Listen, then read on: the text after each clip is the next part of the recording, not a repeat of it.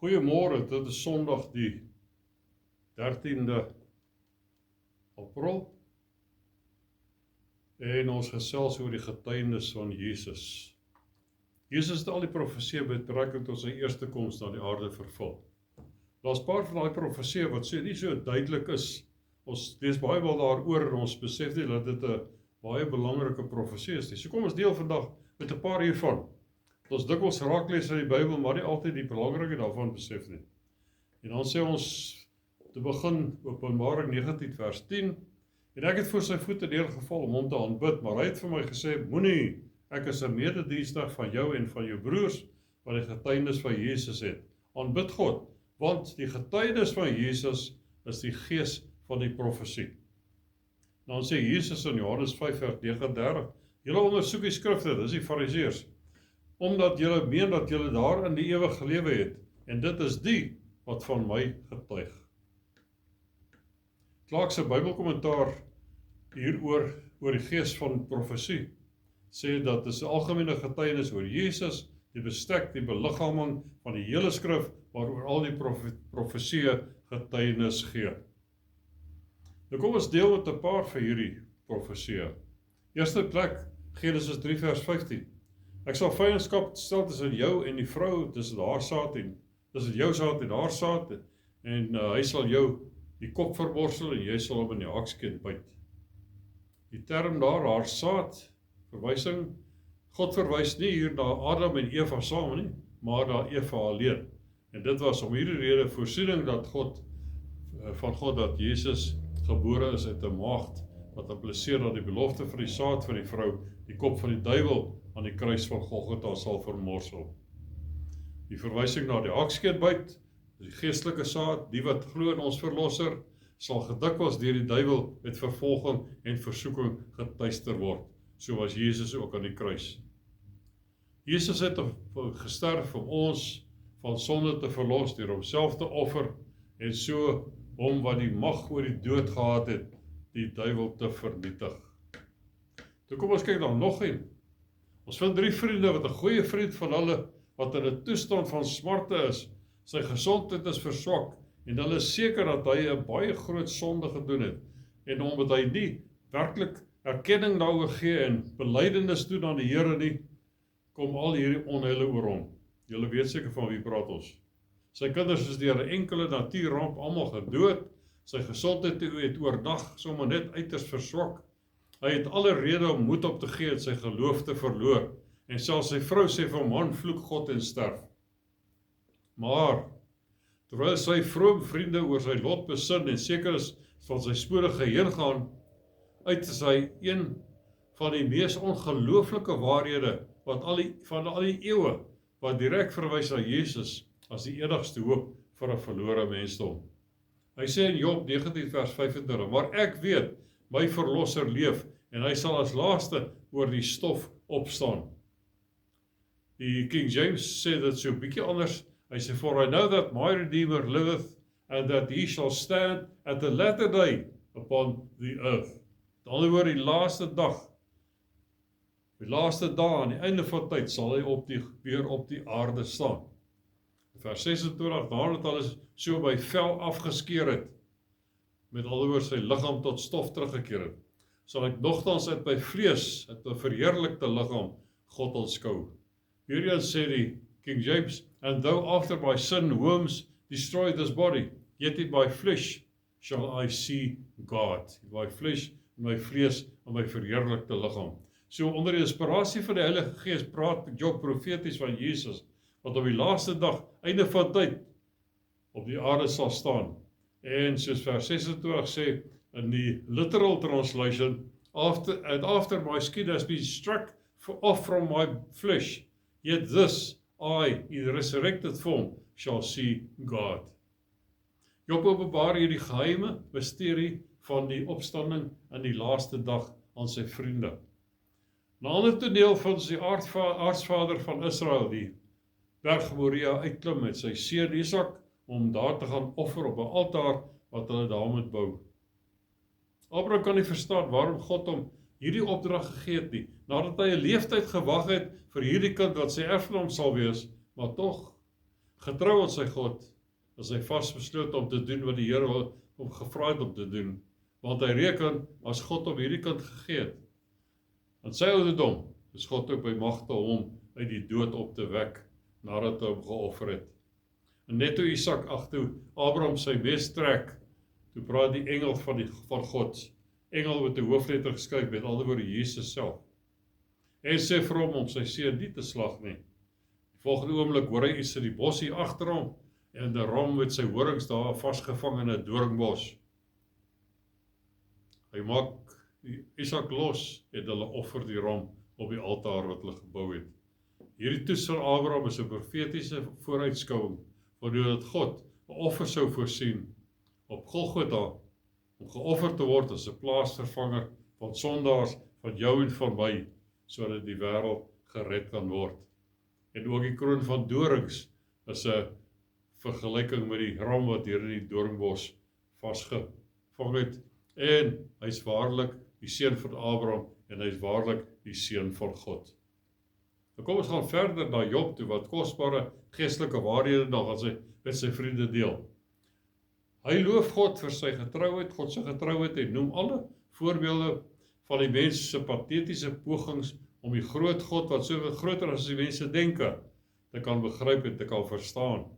Hy bevraagting sy eie smartlike toestand, en waarom God dit toegelaat het, maar hy respekteer sy skepper, selfs wanneer hy sê in Job 13 vers 5, kyk, al wil hy my omring, ek hoop op hom. Terwyl hy 'n lys van karaktereienskappe van God noem, is daar een wat die aandag van Petrus en die ander disippels 2000 jaar later beslis sou trek. Hy noem na Job 9 vers 8, wat alleen die hemel uitspan en stap op die golwe van die see. Jy weet seker wat daar gebeur het, Matteus 14 vers 23, nadat hy die skare weggestuur het, klim hy op die berg om in die eensaamheid te bid, en toe dit aand geword het, was hy daar alleen. Die skei was al in die middel van die see getuister deur die golwe, want die wind was teen hulle. Maar in die 4de nagwaak het Jesus daar gekom, al wandelende op die see. Job sê dat die een wat op die water kan loop, kan net God wees. En Jesus bewys hier sy goddelike karakter aan die 12. Die disippels het die waarde hiervan waarskynlik nog nie heeltemal besef nie. Nog nie besef dat hy werklik die Messias is nie. Maar hierdie openbaring was maar net nog 'n deel van die Ou Testamentiese legkaart, wat die ware identiteit van die Messias sou weergee. 'n Ander belangrike profesie wat 'n bietjie navorsing nodig het, is ongeveer 1800 jaar voor Christus, lê 'n vrou genaamd Tamar en wag vir haar skoonpa Juda. Tamar is al vir jare deel van Juda se familie, getroud met Juda se oudste seun wat afgesterf het sonder dat hy hulle kinders gehad het. Nou Juda het getrou aan die wet van Moses, het hy sy tweede seun vir haar gegee, Onan, om 'n kind te verwek vir sy ouer broer, maar Onan het met opset nie toegelaat dat Tamar swanger word nie, want God se woede het ontvlam teen Onan en hom laat sterf, steeds sonder 'n kind. Juda, wat sy laaste seun Sela nou sou moes afstaan aan sy broer sy erfenaam, sy nageslag te verwerk, wou dit nie doen nie, want hy wou nog 'n seun afstaan aan haar nie. En hy raai haar aan om 'n weduwee te bly. Maar sy het ander planne gehad. Terwyl sy by die poort met 'n sluier oor haar gesig sit, daag Juda op, onlangs is sy vrou oorlede, en hy weet nie dis Tamar nie, en beskou haar as 'n prostituut, en bied haar 'n bok aan as betaling vir haar dienste, en laat sy ring en staf by haar as waarborg dat hy sal betaal. Kort daarna kom Tamar agter dat sy swanger is, en die nuus kom by Juda uit dat sy skoondogter swanger is met 'n ander man se kind. Juda beveel onmiddellik dat sy doodgemaak moet word oor haar ontug, maar sy haal sy ring en sy staf uit om te bewys wie die pa van hierdie kind, en Juda is in verleentheid oor die sonde wat hy begaan het. Vir Tamar word daar tweelingseuns gebore, en die eerste Peres is die een wat die geboortereg van sy ouer broer, moet voordra, wat 'n geweldige verantwoordelikheid op sy skouers plaas. Genesis 49 vers 10 sê, die scepter sal van Juda nie wyk nie, nog die veldheerstaf tussen sy voete uit, totdat Silo kom, totdat die Messias kom, en aan hom sal die volke gehoorsaam wees. Peres moet dus die voorsaat van die Messias wees, en die hele wêreld moet deur hom geseën wees, soos wat God vir Abraham gesê het, dat sy saad sal die wêreld geseën word. En veronderstel is om te wees, maar nou is daar een groot probleem. Deuteronomium 23 vers 2 sê, dat daar 'n vloek op enige buiteegtelike persoon, en dit sluit Tamar se 2 seuns in, as gevolg van Juda se sonde. Die skrif daar sê, Deuteronomium 23 vers 2, geen baster of geen onegtelike kind, wat dit beteken, mag in die vergadering van die Here kom nie, selfs sy 10de geslag mag in die vergadering van die Here nie kom nie. Hiervolgens het Juda nou die geslagslyn van die Messias geruïneer as gevolg van sy ongehoorsame optrede, en kan die mensdom vir altyd laat betaal vir sy sonde. Die een van die nasate van Juda deur Peres kwalifiseer nou vir die geslag van die Messias tot in die 10de geslag nie. Aangesien Peres die eerstgebore is van volgens wet, kwalifiseer geen ander kind as hy nie, en ja, dit is daar. Toe gaan die leeu uit die stam, hoe sal die leeu uit die stam van Juda nou voortkom as Juda diskwalifiseer is vir sy sonde? Maar die genade en getrouheid van God kan egter nie onderskat en kan egter nie bepaal word nie. Kom ons kyk na hierdie geslagslyn.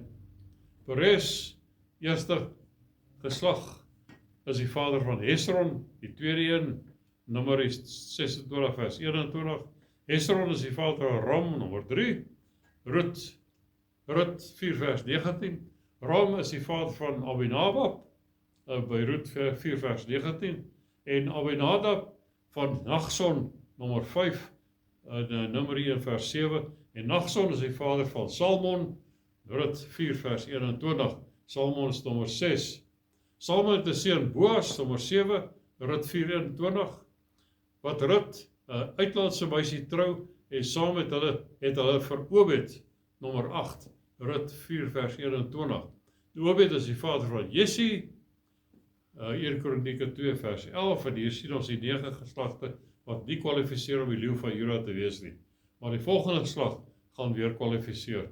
Jesse het 7 seuns gehad, maar een van hulle was deur God verkies om die koning oor Israel te wees. En sy naam is Dawid, nommer 10, 1 Kronieke 2 vers 15. Maar hom is die vloek gebreek en begin die koningskap wat sy troon bevestig vir ewig, deur die een wat as die Messias gebore sal word en op die troon van Dawid sal sit. So hierdie geslagsregister vind ons ook in Matteus 1 vers 3 tot 6. So maak God 'n verbond met Dawid, en sy voorneme sal bestaan dat die geslag van Juda die leeu sal verwek, wat die nasies sal regeer. God het sy woord gehou en sy wet, en nou is Dawid se troon verseker, waarop die koning van die konings en die heer van die here eendag gaan sit. Ons gaan volgende week bietjie aanneem, daar is nog baie om te gesels oor, te veel vir een dag, so kom ons byt vas en ons gaan volgende week verder gesels hieroor. Mag die Here u ryklik seën. Amen.